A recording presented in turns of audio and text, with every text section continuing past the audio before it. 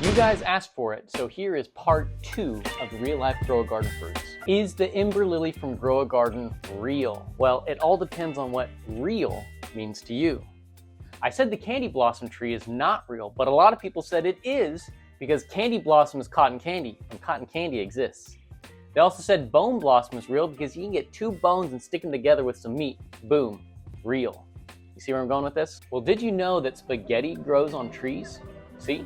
Just watch this clip. The spaghetti harvest goes forward. Spaghetti cultivation here in Switzerland is not, of course, carried out on anything like the tremendous scale of the Italian industry. Anyone feeling skeptical yet? After picking, the spaghetti is laid out to dry in the warm alpine sun. Many people are often puzzled by the fact that spaghetti is produced at such uniform length. But this is the result of many years of patient endeavor by plant breeders. That clip is from a 1957 BBC April Fool's joke. Viewers even called into the BBC to ask how they could grow their own spaghetti tree. They said, plant a strand of spaghetti in a can of tomato sauce and hope for the best. Those cheeky Brits. So spaghetti is real. Trees are real.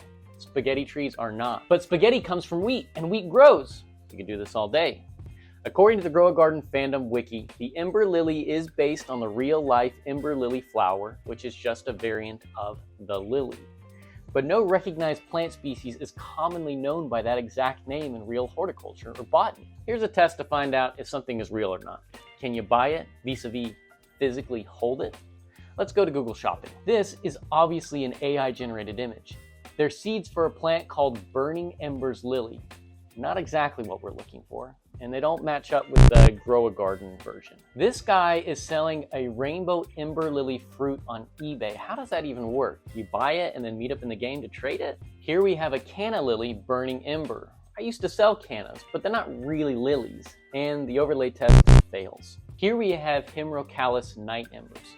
Not a true lily, and the overlay test fails. How about Gloriosa superb? Not really. I received a lot of comments about the lily, Lilium ember. This is a true lily, but it doesn't look exactly like Grow-A-Garden, but the color seems right. And finally, Pincushion protea, Leucospermum. Personally, I think this is what the Grow-A-Garden plant is based on. Just look how similar they are. So to conclude the Ember Lily discussion, what makes something real? There is a flower that looks just like it, but it's not called ember and it's not a lily.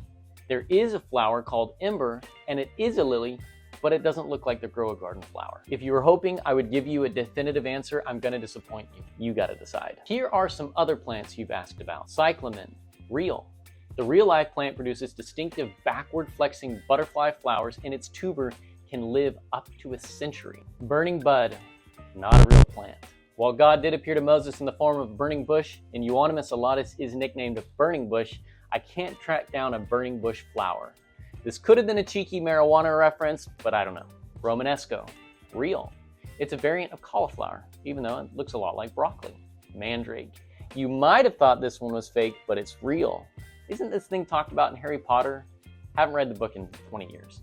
Mandrakes are poisonous stemless plants from the nightshade family. If you uprooted them, you'd see that they're man-shaped. It's known for its potent alkaloids, which can cause delirium, hallucinations, or even death at high doses. Rafflesia, real. Rafflesia is known for being a corpse flower that produces a strong, rotten flesh-like odor to attract pollinators like flies and beetles. It's a parasitic plant that is largely invisible until it blooms, as it lacks stems, roots, and leaves, depending entirely on the host plant for nutrients. The largest species, Rafflesia arnoldi, is the biggest single flower in the world, reaching up to 3 feet in diameter and weighing up to 24 pounds. Lily of the Valley. This is the plant from Breaking Bad. Spoiler alert, Walter uses it in Poison Brock. All parts of the plant contain cardinalides, also called cardiac glycosides. These compounds can disrupt the normal functioning of the heart, leading to cardiac arrest. Purple dahlias, real. Lucky bamboo, also real. Traveler's fruit. Traveler's trees receive the name because it can hold water, which travelers can use in emergencies, but I wouldn't drink it because they're notorious mosquito breeding grounds. In nature, these trees typically grow from east to west, so they can provide a rough compass. They technically produce a fruit, though I've never heard of anyone eating it. People typically harvest it for the seeds. And we've got some wise guys asking about the real-life cranberry, apple, carrots. I regret to inform you those are totally fake. I'm just grateful that you guys are getting interested in real life gardening, and whatever that takes to happen, I'm grateful for it. And Jandal, if you're watching it, you're welcome to invite me to your next admin abuse.